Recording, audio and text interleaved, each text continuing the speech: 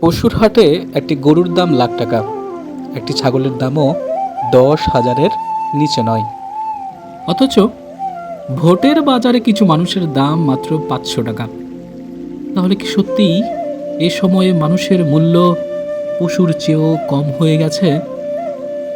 যে হাত একদিন সন্তানকে সততার শিক্ষা দেয়, সেই হাতই যখন কয়েকটি টাকার বিনিময়ে নিজের ভবিষ্যৎ বিক্রি করে দেয়, তখন পরাজিত হয় শুধু একটি ভোট নয়, পরাজিত হয় একটা প্রজন্ম।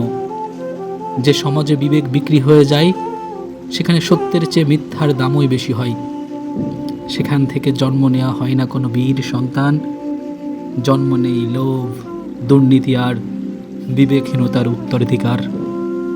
মনে রেখো, যে জাতি নিজের বিবেককে টাকার কাছে বন্ধক রাখে, সে জাতির ভবিষ্যৎ কখনো উজ্জ্বল হয় না। সে সমাজ তখন দখলে চলে যায় চোর, দুর্নীতিবাজ আর ক্ষমতার দালালদের হাতে। মনে রেখো।